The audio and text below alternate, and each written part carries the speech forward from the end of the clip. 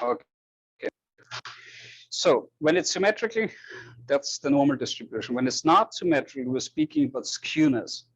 We're speaking about a skew that can be either tailing to the right. So that means it has still outliers on the right, then it's a positive skew. This is a so-called floor, or can be a symptom of a so-called flooring effect. If it tails to the left, meaning it has outliers and the frequency still continues to the left, to the negative, it's a negative skew. So the direction that tail is pointing, this determines whether it's a positive or a negative skew. Simple. But I'm flagging it. It is a little misleading, and it's something to keep in mind, and keep that memory hint in mind, because that will avoid that you get mixed up. So the direction in which the tail is pointing, that's the direction of the skew. It goes to the positive. It's a positive skew. It goes to the negative. It's a negative skew, or it's left skewed or right skewed. Same principle. Yes, please, Sophie. Can you explain the floor and the ceiling? Well, we're getting there once we look at the next slide. So in a flooring effect, you basically have a situation in which the lower values are more likely to occur, and it has a lower bound. Meaning, for example, a ratio variable, where the 0 is like a meaningful number, right? The ceiling effect is basically pointing upwards. So you basically have the highest occurrence at the higher levels, and it has basically an upper limit. Classic examples. So this is how it looks like. So you have a positive skew. The tail points positive to the positive values. Negative skew points to the negative values. If this would be stopping right here, you have a flooring effect. Typical example would be, for example, what you see typically in population health, for example, is a median household income in the US of a certain region, or household incomes, more likely to be on the left side, clearly. Then the further you go up and you go towards the 1%, you basically your floor, you level off. Negative skews, ceiling effect, classic example, and you will see this on this practice quizzes, grades in a good class, because they will all have positive grades. And that's what I want to see with this class. So basically, it's more likely to be on the higher end and just some outliers on the lower end. So that's flooring effect and ceiling effect. On the higher than it's ceiling. It's more likely to be a ceiling effect. Not always. It needs still that upper limit, but basically this is what would prompt you think ceiling effect. Then we have the dot plot. A rather unconventional way to depict data, but it is found. It's something that you would show if you have integer values, where you basically have interval data, and you only have a few data points. Basically, each dot is an individual point, and you basically show it in, so this is the example. That's mean years of education globally, and basically this would be the depiction in a dot plot. As you can see, this is only meaningful and of any help when you have only a few entries. But if you have 100,000 entries, you don't want to use a dot plot. So that's a dot plot. And that's pretty much what I have for last class. And we will talk about it more. You will hear so much about the normal distribution, you wish you would have never heard that word. So essentially, we're talking now today about visual display of data. So we will be starting off now a little bit with data characterization. So as you can see, this is basically descriptive statistics. We mean to characterize samples. And we are doing this today in a very important fashion, because data, when you have a large data set, you want to make sense of it and you want to understand it. You want to be able to interpret it, and you want to look at the data and draw conclusions on it. And you do that just most easily with visual displays. And we talked about the histogram already. We've also seen the dot plot now. So there are bar graphs, there are different graphs we will be discussing today. Basically, all of this means to display data and allow to characterize it, to do descriptive statistics, and also to some extent build a segue into inferential statistics, where you draw conclusions based on your data. but less so at this early stage. Okay, visual displays of data. So there's a little bit of a catch with visual displays. You need to know how to employ it, you need to know how to interpret it, and you need to know how it can be misleading. So it can accurately and succinctly present information, and it can reveal, conceal complicated data. This being said, you can do analysis, and if you don't understand the individual data points, sometimes these analyses can be misleading because they lead to misinterpretation. So there's always of value to look into graphical ways, in graphical ways at that data, that you understand each individual points. And we'll talk about this on Wednesday, because you have a means of characterizing data, like with a mean or median or standard deviation, that kind of is affected by extreme outliers. So you need to understand whether there are extreme outliers, that you understand how meaningful is that mean, essentially. And you need to be able to kind of understand that data, the spread of that data. So that's kind of the idea. So that's the positive use, because you understand that data and you get concealed information out of that data. A negative use is that sometimes it also can be misleading. And unfortunately, it's sometimes also used to mislead, and we will talk about an example later on. So we have graphs that persuade. And this graph, this is a long conversation. So this is from Florence Nightingale in the 19th century that characterized mortality rates. So this is a so-called Cox-Combe graph. Very unconventional graph, you don't see that very often, but these were the first attempts to kind of characterize data.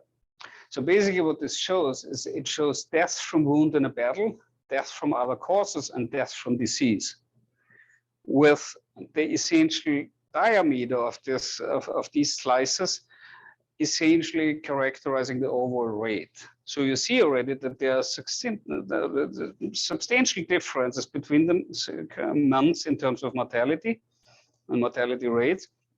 And you can, base on this different color coding, you can now distinguish why did people die in that respective month.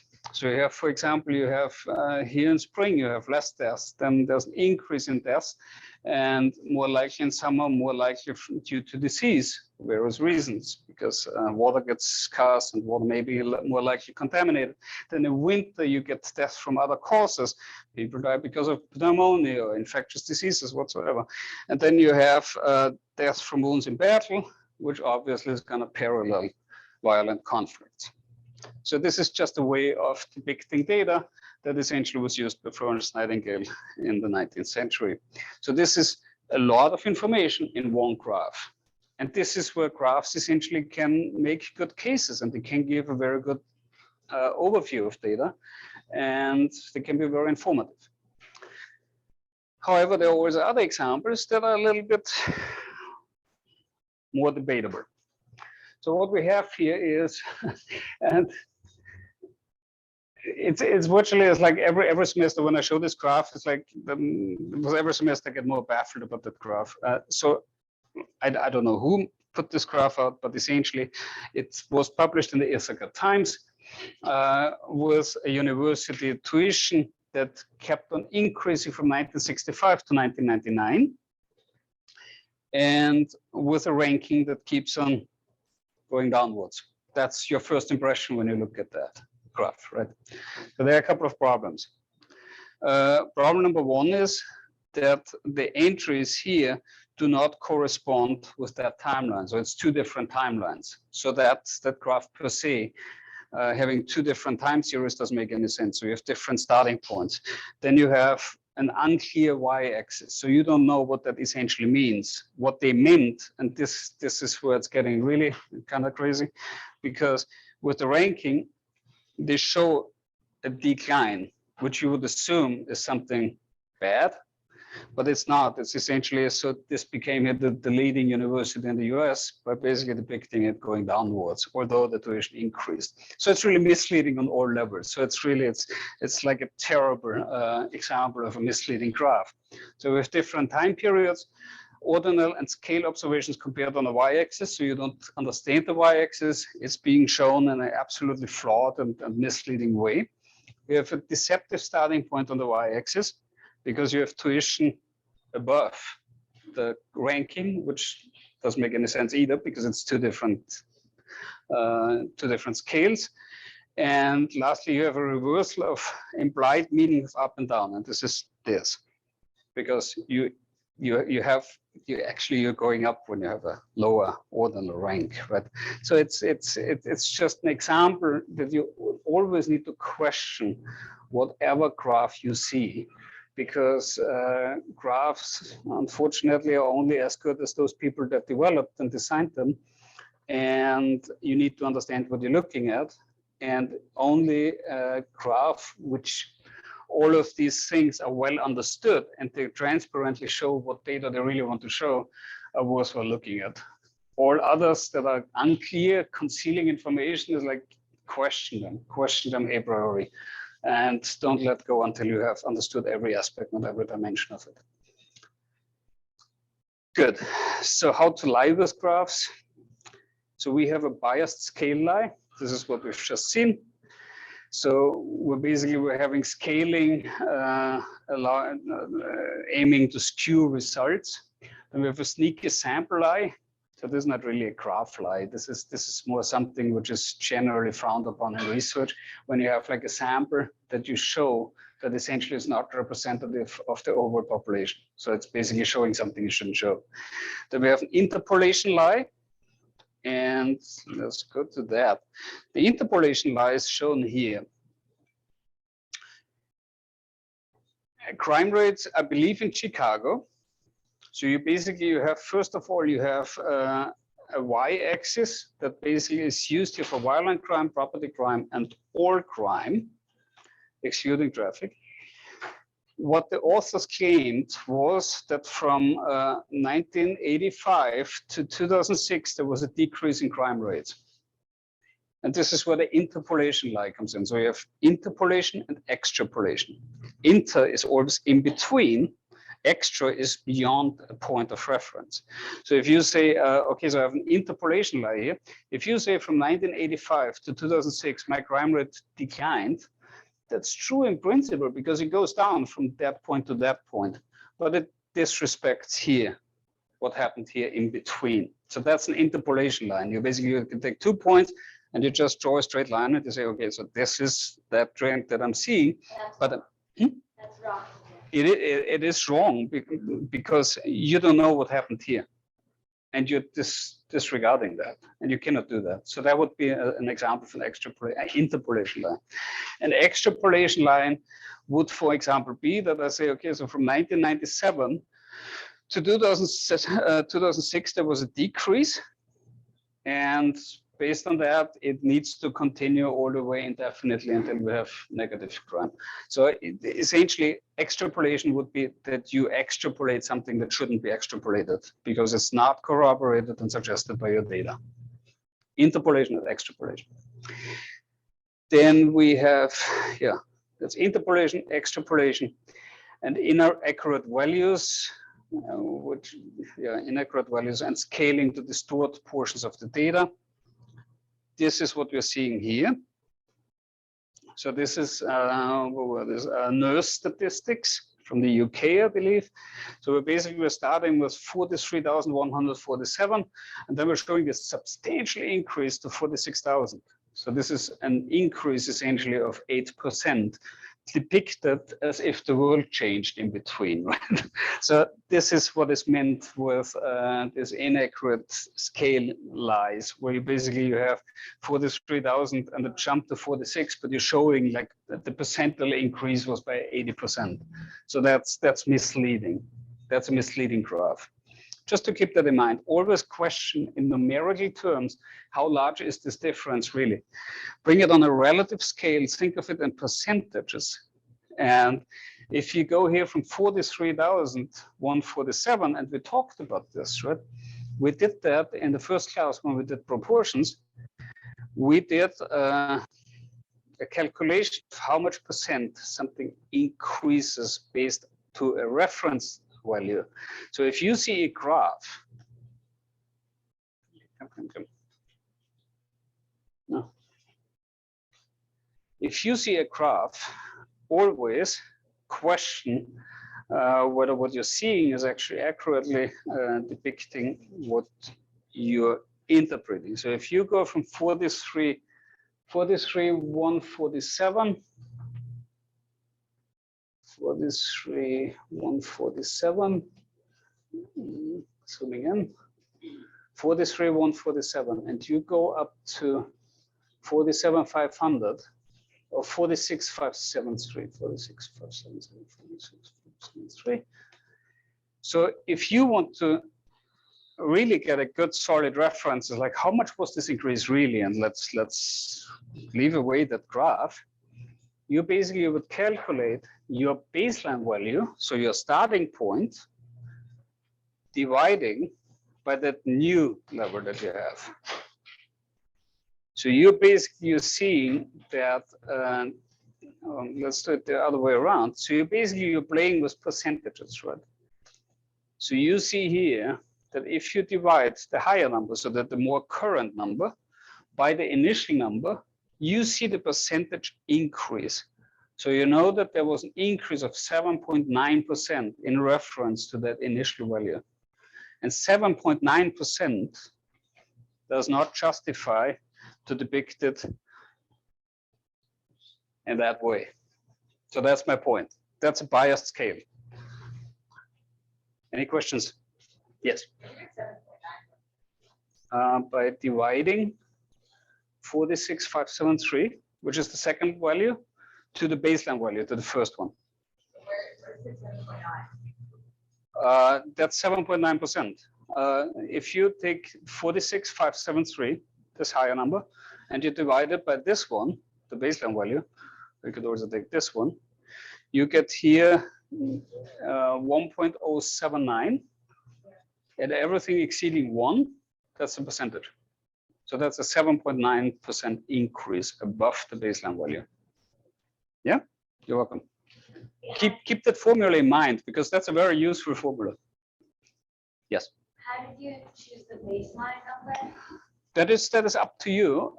So you can essentially, if you look at this graph, you're basically interested what is this step change from here to here. And you take that, okay, I took this value and calculated in reference to that value. But basically, if you take this value and you take this value divided by this, you basically get this step change from here to here. That is a percent increase, yeah. So calculating a ratio can be utilized to estimate the percent increase. Good. Okay, so this is this. Just always kind of numerically question your graph. That's important. Any questions on that?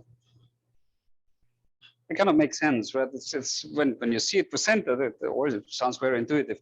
What? Yes. If you're doing the math to figure out the percentage, how does that tell you which size to go? Yeah, that's so. When you look at this graph, your intuitive reaction would be, "Wow, that's a big increase," right? But it's actually not. That is, so it really comes down to what does the graph mean to show? What does it really show? What does it mean to show? So it's unfortunately here the perception of this step increase is meant to show something in a way that creates kind of a reaction, emotional reaction. Like, wow, what an increase, right? But when you numerically break it down, it's actually not that much of an increase. So that's the take-home message from this. Yeah. Yes. If you want to write the percent increase from the one all the way up to the right next to the projected cost, would you just do the 47,500 divided by that? Yep. Does it make sense that it's 9.8? 9.8. I mean, I get 0.98. 0.98, yeah. 0.9. Oh, you calculated this divided by this? 47,500 divided by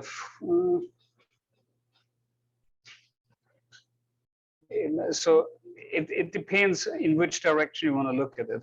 So if you have 47,500 and you do this divided by this, it should be 1.0199. So it's a 2% increase. You probably calculated this divided by this, so that's 0.9, but it's also 2% just in the other direction, right? And that's the beauty of it, because no matter in which direction, so your numerator and denominator determines whether you're going to see this in reference as a fraction of it, or you're going to see the fractional increase, the relative increase. So just keep that in mind, numerator, denominator, you can play around with it, but don't get confused with which one you determine to be the numerator. But it's a very useful formula, essentially, to look at it in that way. All right, any other questions? If not, then let's move on. So we are now next going to different forms of graph.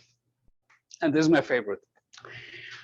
So histograms are super helpful to see the frequency distribution. How often does each individual point occur?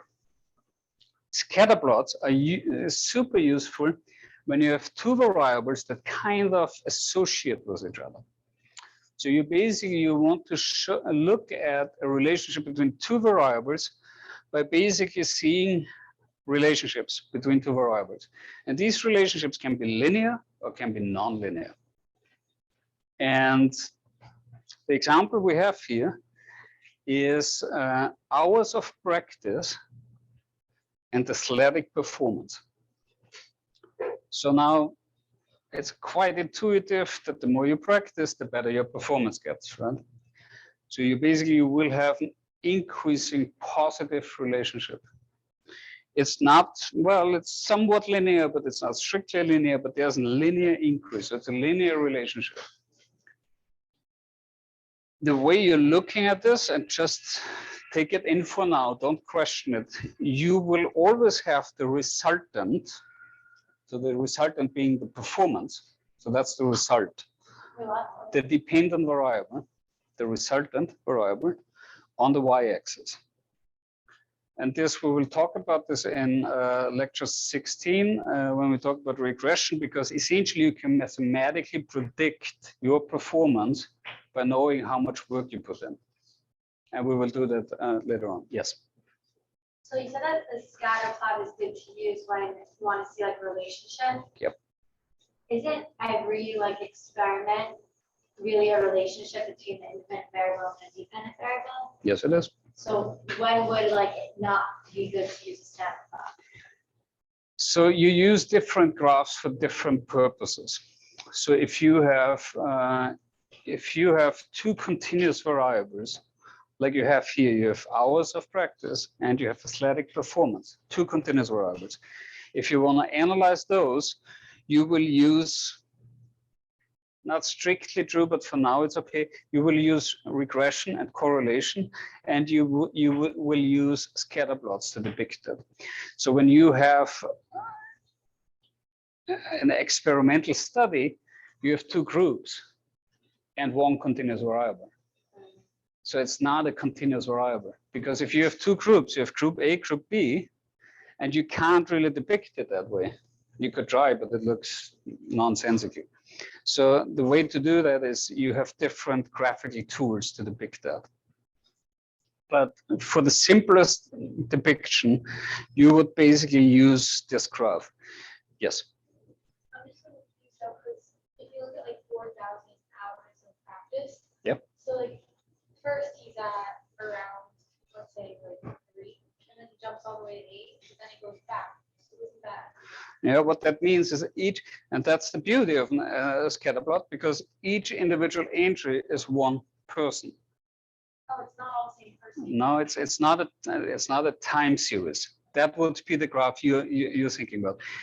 Yes, we get to that time series graph later. Okay, so I didn't explain that. That's my bad. So you're basically you're tracking here athletes over a period of, let's say, a month or six months, and you have from each athlete cumulative numbers of deliberative practice and their respective athletic performance in a competition. So each individual is one athlete. And what you see here, what you're seeing, these differences between these different scatter points, this is an example why confounding is so important, because this gentleman here could already have, or this lady here could have been already a good athlete at starting at the start, whereas this lady here could have been a terrible, I don't know, a terrible athlete to start with and spent all the time after his practice on the couch eating potato chips as a possibility, right? So this is confounding. This is a classic way of looking at confounding. So that explains the variation. I will talk about this because, okay, I don't want to go too deep into it, but essentially these outliers, we will develop a linear function going through that scatter, trying to predict the effect of athletic practice on athletic performance, and deviations from this function are basically caused by confounders. And regression actually means to capture these confounders and modify your equation. But more about this later. Good, a very good question, thank you. So now we're gonna do a little scatter plot. So there is a spreadsheet on your canvas, on the module, and it's labeled AP. Oops, not this one. I just want to quickly show you that because it's going to be part of the homework too, where you're being asked to create a scatter plot. So it's labeled AP, and be careful because when you download it, it is downloaded as a so-called CSV file. Yep, you're welcome. Yep, we're getting there. So you go on Save As.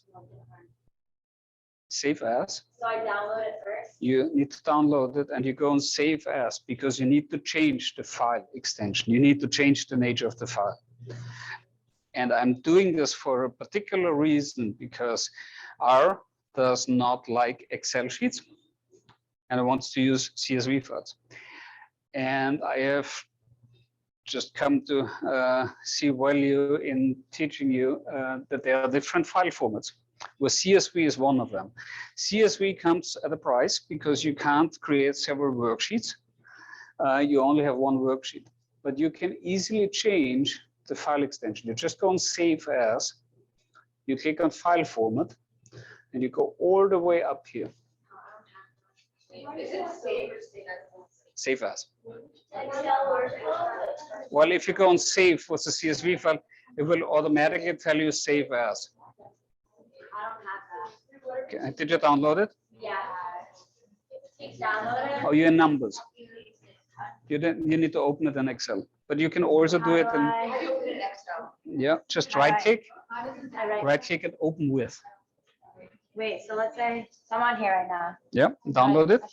I did that already. Yep. but- Yeah, where is it now? Just go in the folder. If you go here on the right, you can go in the Finder. And once you're in the Finder, you will find it. Then you can do a right click, open with, and open with Excel. Hmm? That's good. And then go and Save As. Yes. Get it? Like, let's say I wanted to start at A1. Like, can I? How do I? Yep, you just delete those two cells. Mine is not Yes. opening itself. Yeah, it was. Yep, so you're also in Numbers. Okay, let's do this step by step. Okay, oh well.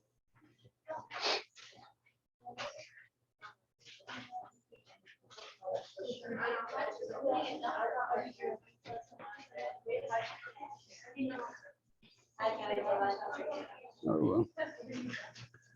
Okay, yes, okay, so we are.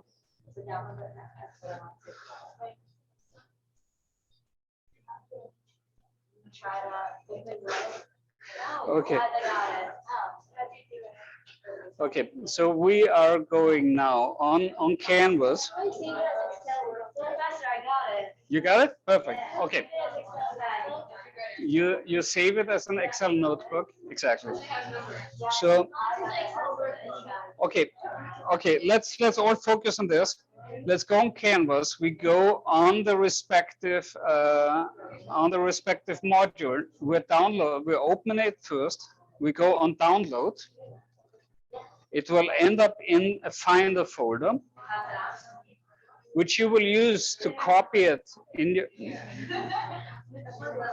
Were you able to download it? Should download it?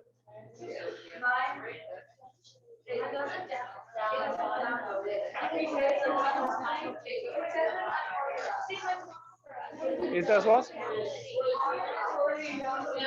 Authorize?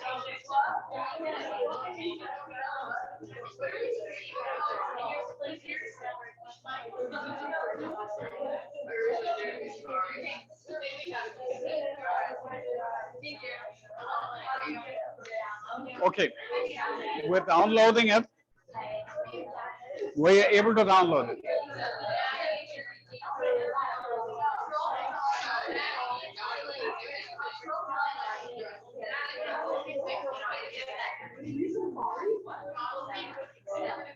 Okay, were we all able to download it? We download it? We go in the Finder, we go on Open With. You're on Windows, you make a right click, you just go Open With. It's the same principle, same principle, same principle.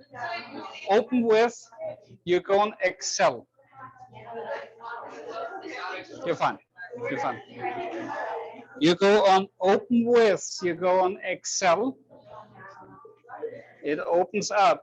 This is how it will look like. You go either here or here. You go on Save As.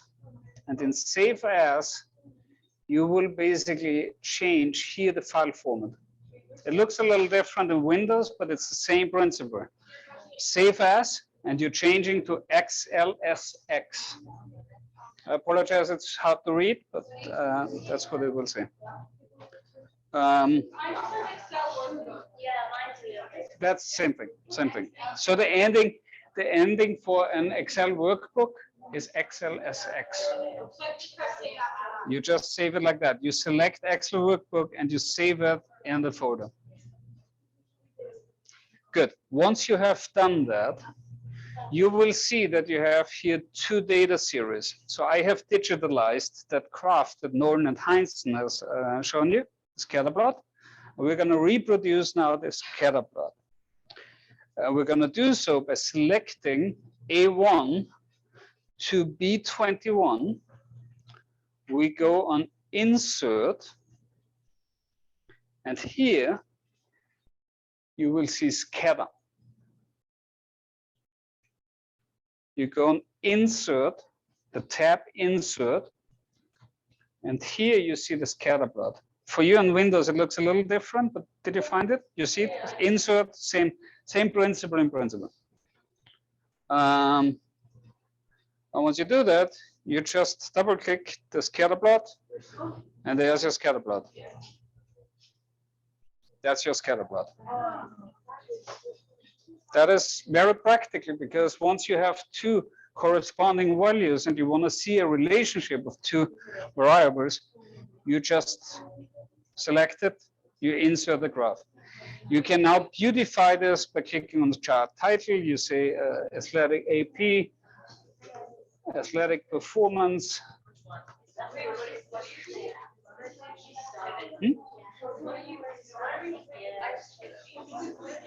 Oh, you say athletic performance as a function of practice. For example, I'm trying to zoom in. So you write athletic performance. No, you click on main title. Yeah. So if you have here main title,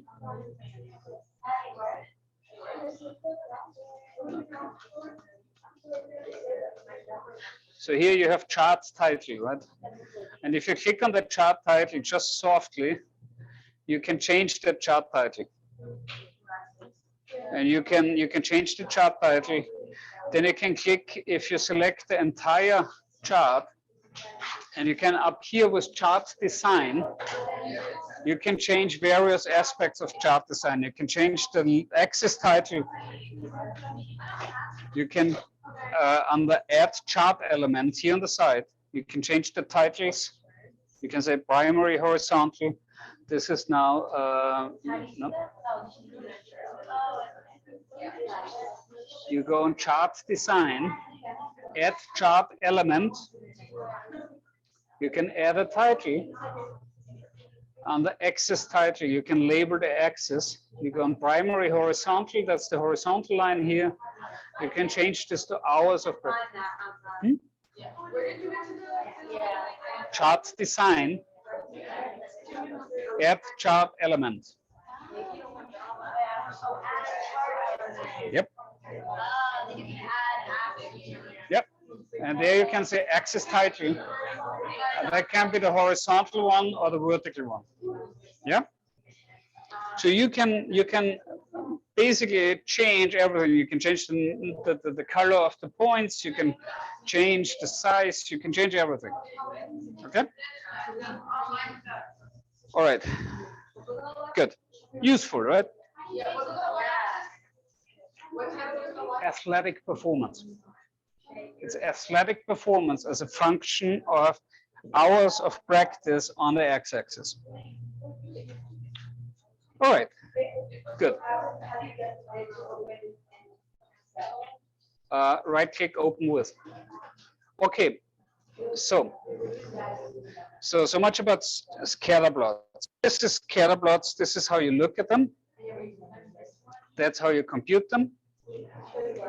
And this is what they're outlining here. So, and what do we see from scatter plots? I talked already about, so you can also see in a scenario where there's no relationship between these two variables that you have just put in a scatter plot, it's basically a flat line. It's either a flat line like this or a flat line like this. This is when there's no relationship, it's a flat line. It doesn't change. So that's no relationship. If you have an increasing relationship that follows a linear function, linear increase, you're talking about the linear relationship. Intuitive, right? If it's a nonlinear relationship, and this is quite commonly found, particularly in biological relationships, you will have a nonlinear relationship. And that can have various shapes. This can be exponential, logarithmic. You know it from high school, the shape of these functions, right? Logarithmic and exponentially quite commonly found in the realm of biology. So then we have line graphs. What I'm going to show you next, I kind of dislike that Nolan and Hansen put a scatter plot in the context of a line graph because a scatter plot is not a line graph. Even though if you do this, it's not a line graph. A scatter plot is not a line graph. A line graph would be this, where you basically have, to your question before, that's a time series. Because on the x-axis you have time. That makes it a time series. So that's a line graph. This is not a line graph. This is a scatter plot with a fitted line. That's not the same thing. Don't call this a line graph. So what you have here, and I spare you the details of that. You can, once you have that scatter, you basically can fit a line through that. Did somebody ask how? No? So it's basically, it's a very laborious process to do that. And it's basically you're calculating the differences between your function. And so you determine when is this difference the smallest. And it's arithmetically, it's quite painful, but it's doable. The differences between a possible function. So you basically determine this function, the position of this line through that scatter, through that different data points.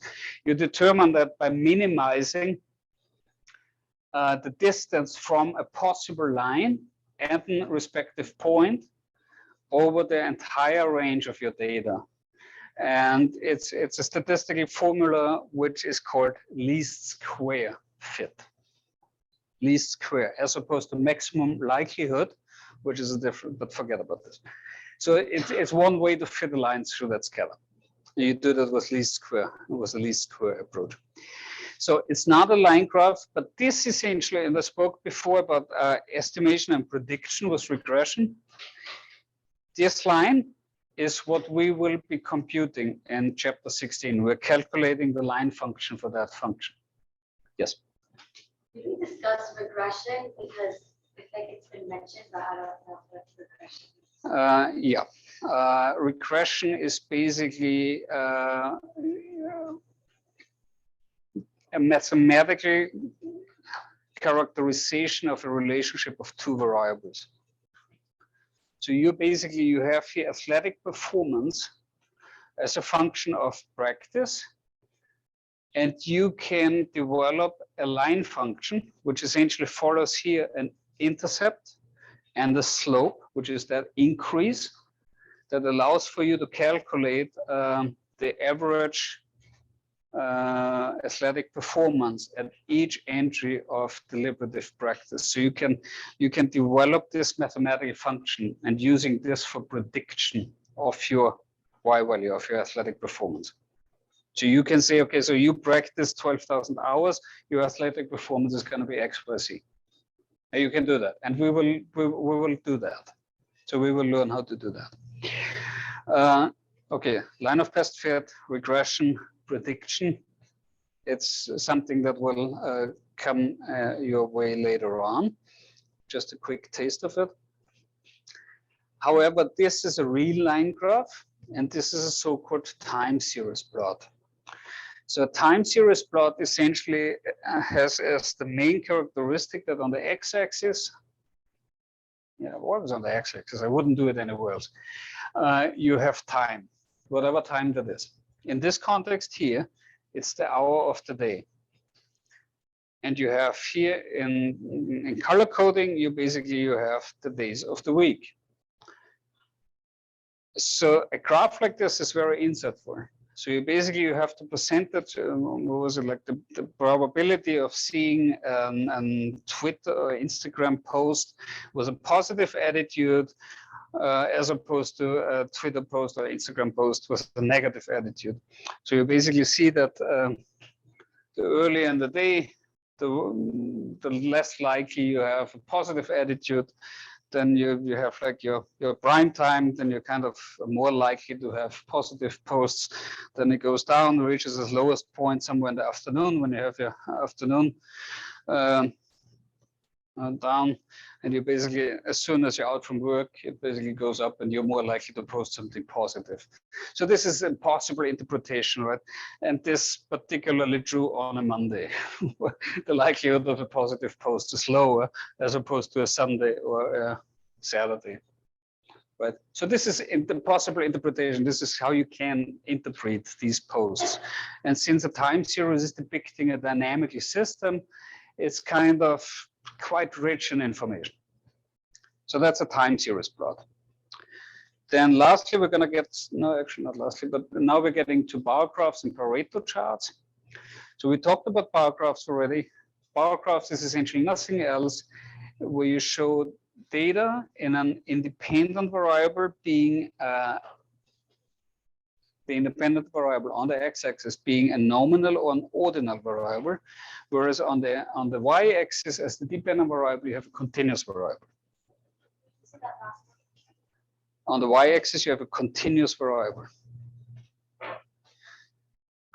A Pareto chart is in essence a bar graph just ordered as per its magnitude. So this is the example that Nolan and Heinzen show. So it's basically the percentage of internet users who also use Twitter. Good. So we have here a percentage on the y-axis that is being shown as a bar graph. So we have on the y-axis we have a continuous variable. We have a, what kind of variable on the x-axis? Independent. Yes, it's the independent, but what's the type of variable? Yes, nominal. Exactly.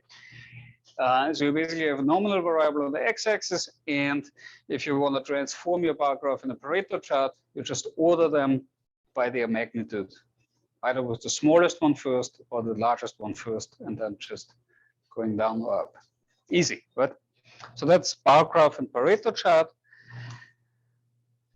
The problem with bar chart is, again, step changes. Question the numerical value of that graph that you're looking at, because, yeah, interesting example. So the first percentage of people who have been arrested at least once is larger with 4 or more tattoos. Now you can also deceive with that scale by basically discontinuing it, and it's not discontinued because you can't see it. But if you look on the slide that I've posted, you see that between 0 and 8 here, there's virtually the axis is discontinued. So what you create with that, again, it's a biased scale. Because, with the biased scale, you have now the impression that 2 to 3 tattoos essentially is you're less likely to be arrested, which I don't really believe in this example, but different conversation, please. But basically what it means is like you have a different interpretation according to what you include. So that's the sneaky sample. And then essentially whether you're gonna discontinue the axis and you bias the scaling. So that's the idea of that graph. And in interpretation, it's a whole different interpretation. Right? Make sense? Any questions? Yes. What do you mean by deceiving? Yeah, what's deceiving? Well, it's deceiving. When you look at, so you can't see it here, but it's discontinued here. There's a little sign for discontinuous axis, and you can do that. And I'm not a big fan of it because it changes the scale of the respective entry. So if you look on the slide that I posted, you see on the left here, right here between 0 and 8, there's a sign that indicates that the scale is discontinued, and by that you basically you're removing the entire scaling of that bar. So that changes the interpretation. Yes. Would they be able to use that symbol like at any point on the axis? Once again. Would they be able to use that symbol to like discontinue the way it goes up at any point? So it is unfortunately still being used to discontinue those axes. It's frowned upon. Or can you use it, like, can you only use it between 0 and 8 on this example? Could I also use it No, you can use it wherever you want if you clearly indicate it, but it's frowned upon. It's not good practice to discontinue your axis. You shouldn't do it. You really shouldn't. So that's, but just to make that point why this is not a good idea is this example so important, right? let's say you're doing a graph and it's like each number goes up, like your values go up by 20, but your first value only starts at 100. You do it, and then go to 100 and then go 1 to 100. Hypothetically, you could, but you're not allowed to drop cases below, right? Right, like if your first value starts at 100. You could do it, yeah.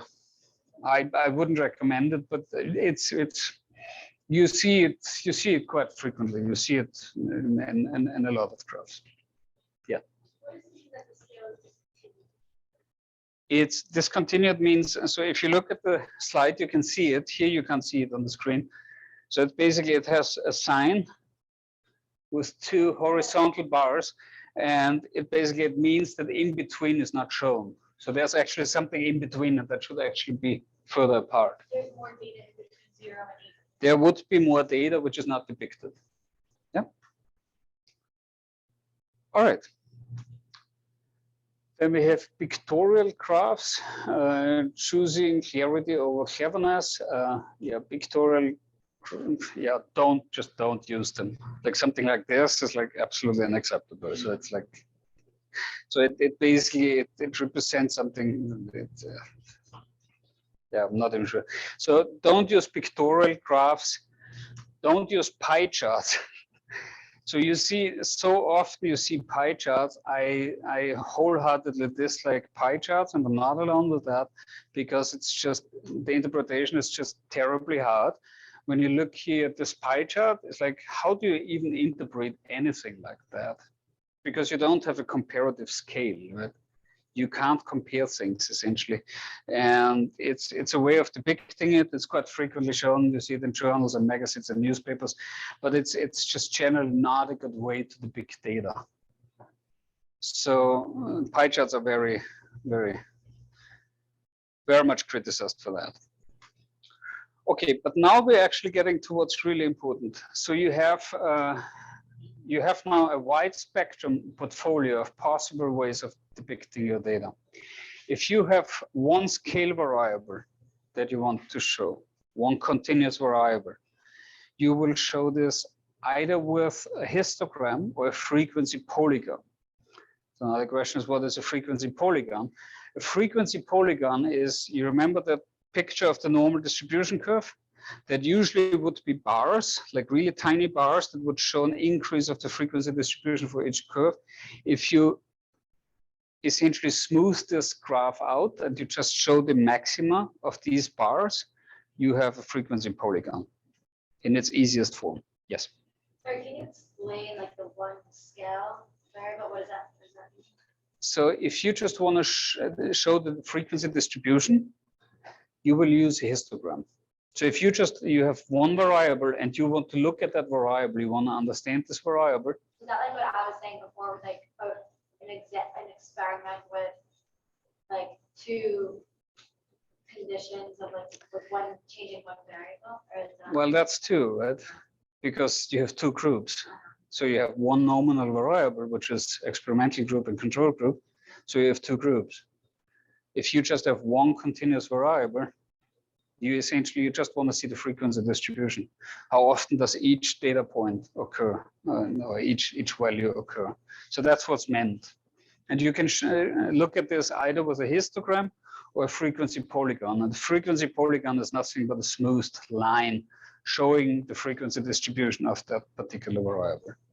And is it continuous? It's continuously smoothed. So it's essentially what you have seen here with the no. Is there an example? Yep, I'm showing one. So this is, for example, this is a histogram in bars. This is a frequency polygon. So this is just smoothing out and showing the maximum of those bars. Yeah. An example of the histogram. What was it that they gave? Like Great distribution in a good class, great distribution in a so-so class. Okay, so that's like a continuous. Okay. That is a depiction of a continuous variable. So you have grades is here the That continuous makes sense. variable. Yeah. And the normal distribution essentially is just a frequency polygon just shows this distribution with a smooth line. Yes. Is the normal distribution actually just polygon same thing? No. The normal distribution is just the shape of a distribution. The frequency polygon is a way of showing the distribution. So this can also be the frequency polygon. These are also frequency polygons. So whatever that distribution looks like, you show it with a frequency polygon. Yeah. All right. Next, we have now one scale independent variable and one scale dependent variable. So this is athletic performance as per time. You have continuous, you think scatter plot, or line graph if it's a time series plot, if it's continuous data, which is not often the case. Then you have one nominal or ordinal independent variable on the x-axis and a scale variable on the y-axis. Then you use a bar graph or a Pareto chart. And lastly, you have two or more nominal or ordinal independent variables. Then you will also choose a bar graph. And I'm flagging this as an important slide because that's a quiz question right there.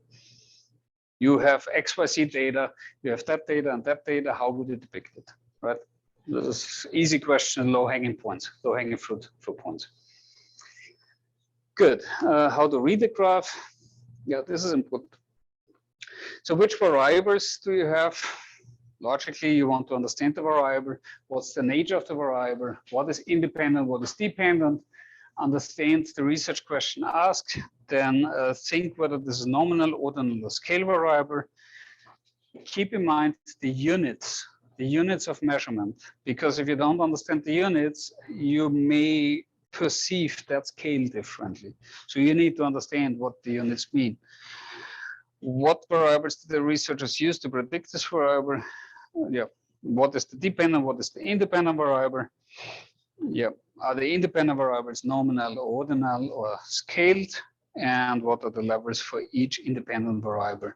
So these are the general logical questions that you would ask every data. Just interrogate this graph, understand the graph, understand all dimensions and all components of that graph. General guidelines, clear specific title, labeled axis, important labeled axis, always at the units, and no abbreviations in graphs ever. If you have abbreviations, make them very easy to understand or address them in a caption.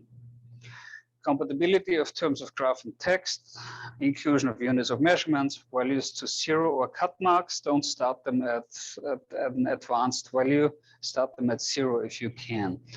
Simple, clear use of colors and elimination of chart chunk, which essentially, again, quiz question, Moiré vibrations, grids, and ducks are chart chunk, which essentially should be eliminated. Moiré vibrations are these vibrations in the bars. It looks terrible. Chart chunk, this is ducks. Forget it, you don't need that, never do that. And this in the back is grid, don't do it, not necessary. If you really want to show one magnitude, make 2 lines and say, okay, so these are my reference lines. These are lines of interest, these are magnitudes of interest, but don't do grids. Nobody looks at grids. Okay, then we have the future of graphs, interactive graphing, and you will have my absolute star, Hans Rothling, epidemiology from Karolinska, is going to show graphing in population health and epidemiology. You're going to see a lot about bubble graphs, and this is essentially that graph where you have several dimensions included in one graph. So you have here the happiness, positive emotions, and self-reported health as a function of the overall happiness in the country.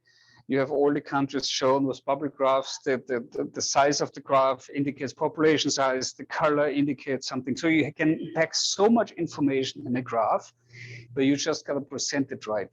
Not misleading, but clearly, and packing as much information in there as possible.